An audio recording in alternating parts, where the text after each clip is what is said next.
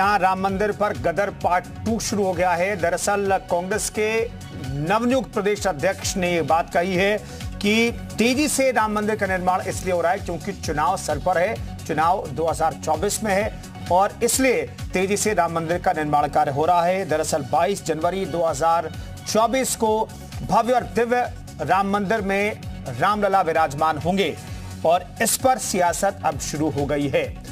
रत्नेश मिश्रा, आप लोग कह रहे हैं कि भाई जनवरी में नहीं, दिसंबर नवंबर में अगर राम मंदिर का निर्माण करा लिया जाता, उद्घाटन हो जाता तो बेहतर होता, लेकिन तब तो फिर आप कहते हैं कि भाई छत्तीसगढ़, मध्य प्रदेश, राजस्थान में चुनाव इसके मकसद से किया गया है।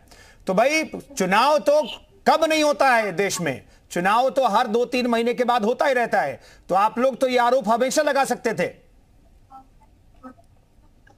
देखिए, मैंने भारतीय जनता पार्टी के प्रवक्ता से बोला था कि क्या वो इस बात का खंडन करेंगे कि माननीय मोदी जी के संकल्प का परिणाम है, नहीं, सर्वोच्च न्यायालय के निर्णय का परिणाम है। रत्नेश मिश्रा साहब, आप लोग खुद से सवाल जवाब करते रहे। मेरे सवाल का जवाब देंगे या नहीं देंगे आप? रत्नेश मिश्रा, मैं जवाब दूंगा। नहीं, पहले आप मेरे सवाल का जवाब दीजिए। मेरे सवाल का जवाब दीजिए। तो सुनेंगे तो मिलेगा ना। नहीं रत्नेश मिश्रा साहब, आप कहेंगे तो जवाब मिलेगा। नहीं, आप पहले बीच में बोलना बंद करके सुनेंगे तो जवाब मिलेगा। कहिए। सुनिए, राम मंदिर आंदोलन जब शुरू हुआ था जी, तब से लेकर अब तक भारतीय जनता पार्टी ने हर आंदोलन में राम मंदिर के मुद्दे का फायदा उठाया। जी कुंदन जी, मैं उस परिवार से संबंध रखता हूं जिसने राम मंदिर आंदोलन में अपने खून की शहादत दी है। जी, मेरे घर से राम मंदिर के लिए बलिदान हुआ है। मैं पूछना चाहूंगा भारतीय जनता पार्टी के नेताओं से और माननीय प्रधानमंत्री और मुख्यमंत्री जी से कि जिस तरह शिलान्यास में उन कार्यसेवकों को इग्नोर कर दिया गया जिनका परिवार अयोध्या में था और जिन्होंने शहादत दी राम मंदिर के लिए, क्या उद्घाटन में भी उनको इसी तरह अपमानित करके इग्नोर कर दिया जाएगा? या आप लोग इस बार राम मंदिर के उद्घाटन में उन परिवारों को आमंत्रण देंगे जिनके परिवार के लोगों ने अपनी छाती पर गोली खाई 30 अक्टूबर 1990 को? रत्नेश जी, ये आमंत्रण निमंत्रण कौन देगा? अरे सुनिए तो रत्नेश जी, मैं सुनिए तो नहीं, काउंटर सवाल सुनने का धैर्य रखिए ना रत्नेश जी। आप नॉन स्टॉप बोलते रहेंगे, संभव नहीं है ना। रत्नेश जी सुनिए, अब मैं कह रहा हूं कि ये निमंत्रण आमंत्रण जो है कौन देगा? केंद्र की सरकार देगी, उत्तर प्रदेश की सरकार देगी या ट्रस्ट आपको देगा निमंत्रण? राम मंदिर ट्रस्ट।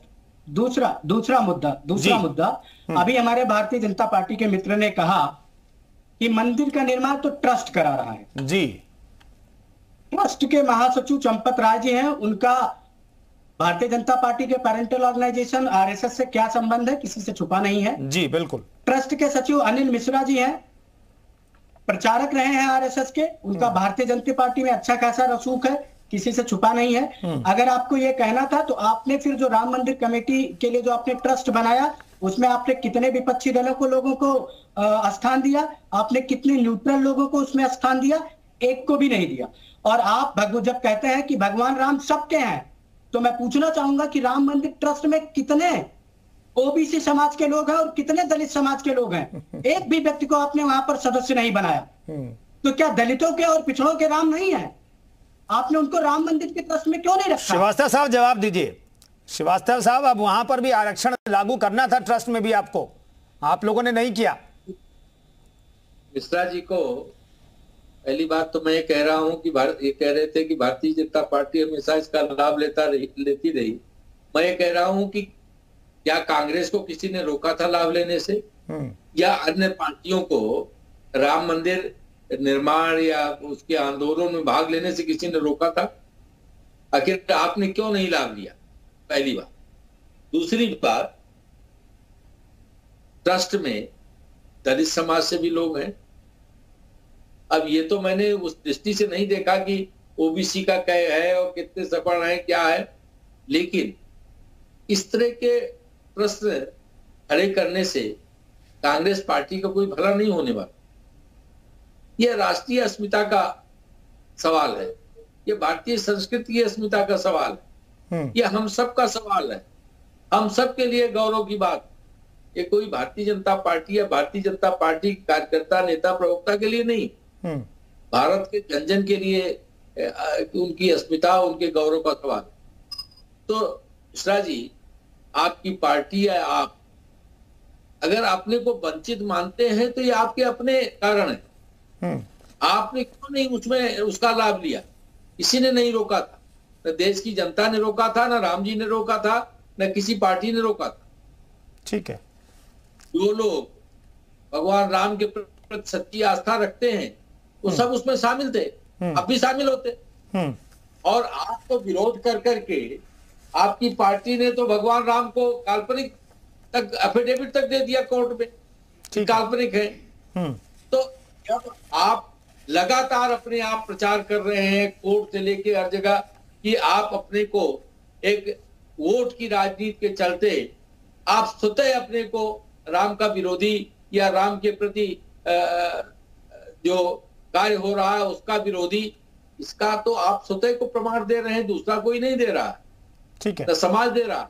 आपने कांग्रेस पार्टी ने और कांग्रेस पार्टी के नेताओं ने खुद प्रमाण लिख करके अपने पीठ पर चिपकाया। तो यह तो कांग्रेस पार्टी को इसका परिष्कार कांग्रेस पार्टी खुद ही कर सकती है, दूसरा कोई नहीं कर सकता। ठीक है।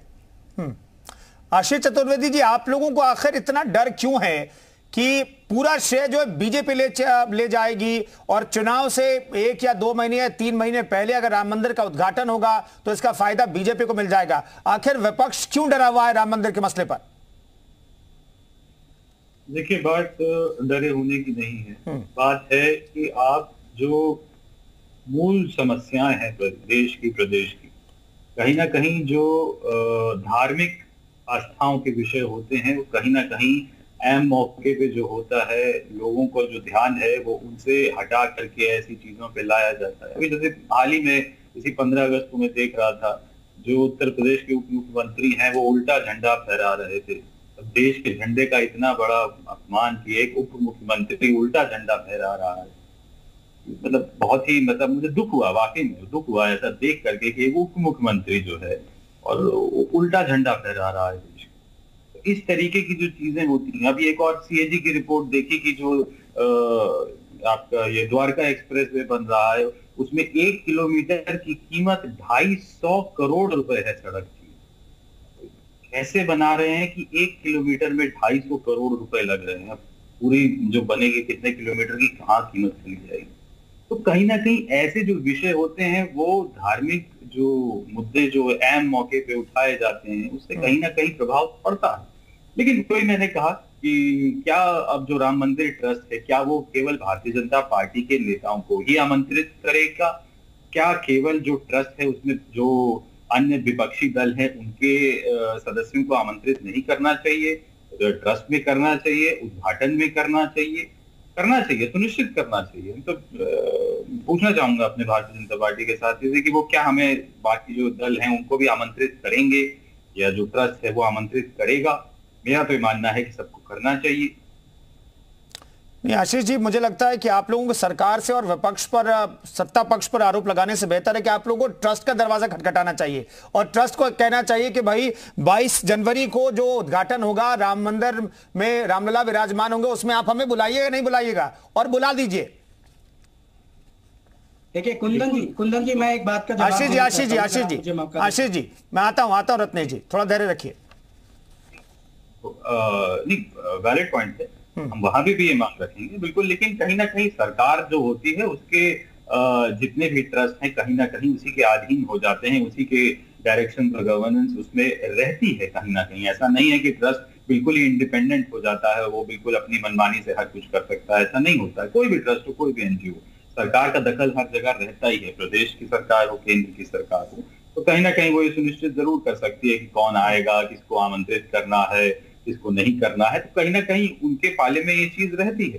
तो मैं ये चाहता हूं कि ये जो राजनीति है इससे ऊपर उठ करके, क्योंकि राम जैसा कि कहा गया सभी के हैं और अभी महाराज जी ने बहुत अच्छी बात कही कि निर्माण जो है वो सुप्रीम कोर्ट के आदेश पे हो रहा है, सुप्रीम कोर्ट की गाइडेंस में हो रहा है, उसे किसी राजनीतिक दल ने नहीं बनाया है। ये बात सही है कि ये जो है सुप्रीम कोर्ट के आदेश पे होगा, ये अच्छी बात है। और ये लोगों को, अभी भी बहुत लोगों को ये जानकारी शायद नहीं है, ये सुप्रीम कोर्ट के आदेश पे हो रहा है।